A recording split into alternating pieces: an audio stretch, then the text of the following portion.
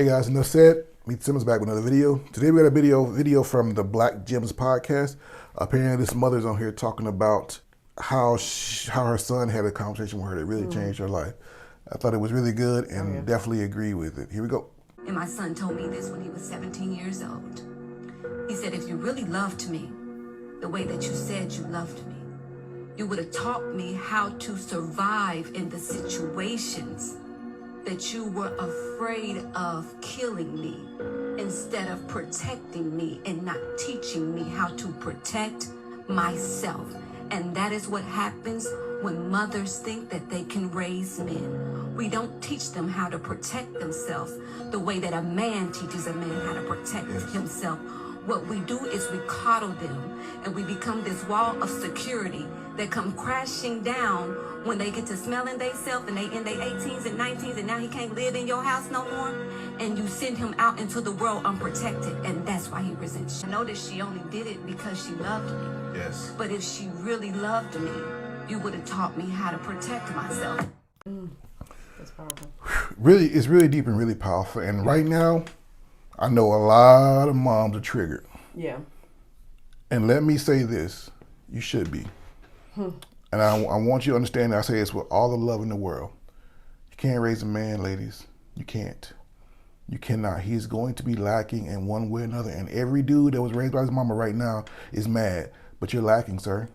I've mentored you. I've served with you alongside you in the military. I have been led by you, or tried to be. I have seen you in churches. I know exactly what it looks like. And it's not your fault. Yeah. It really isn't. It really isn't. There's a lot of talk around about, relationships and parenting, all this thing like that. There's a reason why there's a mother and a father. Yeah. There's a reason why God made us male and female, because you need both. Yeah. And when one is lacking, or one is missing, or one is not on their post, the child is going to be hurt. There's going to be a deficit there. Yeah. It's simple mathematics. It's not even. You ain't got to get overly emotional about it. It's simple mathematics. If a car is made to pull 1,000 pounds, and you put 2,000 pounds on that car, you are going to damage it. Yeah. It is not built for that. Yep. And it's the same way when it goes with a single parent home. It is not meant for it to be one parent pulling all the weight. That's just simple. Yeah. As simple as I can explain it. And still some of y'all gonna be mad about it, but it is the truth. And so for my brothers out there, understand that you have women out here that are doing the best they can. Not every single mother is degenerate. Not every single mother is single because she wanted to be. There are circumstances that do happen, and life is going to happen. So if you have a child in this world that you know for a fact is yours, even if you got to get a DNA test, you need to be in that child's life, especially a male child. Yeah. And if he looks like me, my hue of skin, he's already got a strike against him already. And it's unfortunate and it's disheartening when I look out and I see these young men struggling. And I wish I could just take them all in and love them and show up, but I'm just one man. Yep. And I have my own sons to raise. And so it's very important, it's vital that we take correction. Don't take offense, take correction. And understand and hear what she's saying. Yeah. She's not lying. The numbers back it up. I can quote you statistic after statistic, but I've learned that it don't matter what kind of statistics you quote. People get in their feelings and they're gonna feel the way they feel. Yeah. But I am telling you that this woman is telling 100% facts.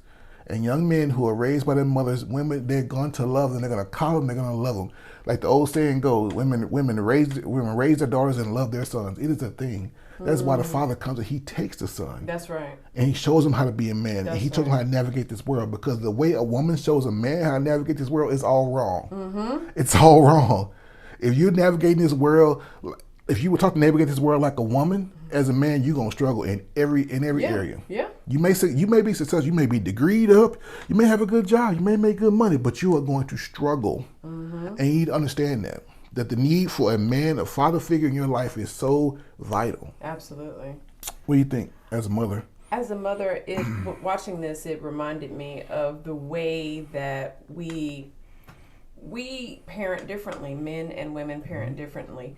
And my version of protection versus your version of protection when it comes to like our sons is going to be different. And like she was saying, it's a mother's instinct. It's instinctual for us to coddle, to kind of smother. We think we're protecting our children from whatever. But we instinctually, we don't necessarily understand that, no, I need to show you how to defend yourself. Yes. I need to show you how to withstand rejection. I need to show you how it feels to kind of sit in your stuff, because as a man, the world doesn't care about you. But that's not a woman's innate kind of position or mindset. No, that young man needs to feel this stuff. Yes. That young man needs to experience certain things. And a woman really, we're ill-equipped to teach that to a man. That's why you do need mother and father. But if for whatever reason father can't be present, you need to definitely find a consistent positive male role model, because we are ill-equipped to teach our sons that. Yes, and they need to know it. And it's okay. And it's really okay. I don't understand why. It doesn't make us bad. It's different. I don't understand people get so upset about that, because it's just simple. Like I said, it's simple mathematics. Yeah. I remember years ago, and you're gonna remember when there was a young lady that approached me about mentoring her son. Yeah. Her son was starting to get to the point where she said he was smelling himself a little bit. Yeah. And one day he was doing something that was inappropriate, and I immediately corrected him. And what did I do that for? Her first instinct was, well, what happened? I said, I saw what happened. This is what happened, and he needs to be corrected. He can't do that. That's unacceptable for a boy of his age to be doing what he's doing. And so, and she couldn't get outside the fact that I was correcting him. I didn't yell. I didn't scream. I pulled him to the side. I said, hey, no, we're not doing that. Men don't do that. We don't do that. We don't move that way.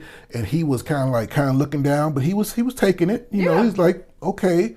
He didn't like it, but there was nothing there. And but her motherly instinct was so strong, and she had been a numero uno for so long that she couldn't. I had to let him go. Yeah, I had to let him go, because if I can't do that, then I can't help you. Yeah.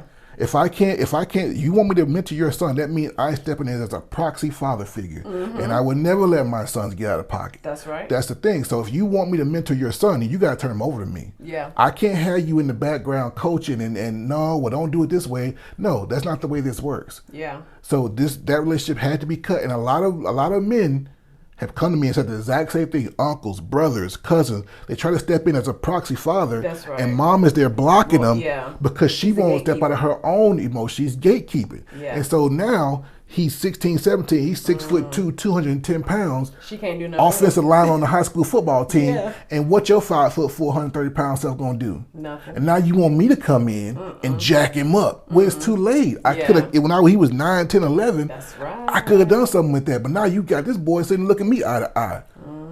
So what you gonna do then? We also find that the very point that you just made, we find that like when we're coaching couples, like let's say they're getting together from a blended family situation, we find that to be true, that mom and son or mom and child have been kind of, their own family unit for some time due to, the first relationship not working.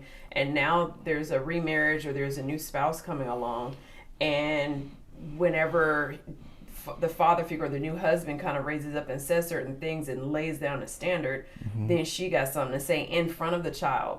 And that's something that is like you're wanting this man to kind of come in and kind of help you with this son, but then when it's time for him to do that, you gatekeep again and you don't allow him to actually do what he's doing. Stepfather, I know that's a whole different dynamic. Yeah. The point is still the same, because how men get men together is different from how a woman or a mom would get her son or her daughter together. It's just completely different. Yep. But you got to trust the process, because they know the language, they know the lingo, they know all that they'll need to be a successful and functional man in this world. Yep. So. And we're going to get ready to end the video here, but I'll say this in closing. Optimally, it's the boy's father. Yeah. It's important that you choose men that are going to be there and they're going to step in. They're going to take and you don't have to worry about a proxy father for that boy. That'll be his daddy. Yeah. And you let him worry about raising that boy. Yeah. Even if the father, God forbid, passed away or left or whatever happened. Now, I'm sorry, sweetheart, that the onus falls to you to find him a proxy father that's worthy. That's on you now. Yeah. Life ain't perfect. But that's what it is. And so if you want that young man to grow into a person that's going to be a productive member of society, find him a good proxy father. Find somebody who's going to do right. Find somebody that you can trust, but you cannot do it alone. I promise you. I see the fruit of it every day, and it's not good. And if you think you can, talk to me in 10 years, and we'll talk then. So with that, that's enough said.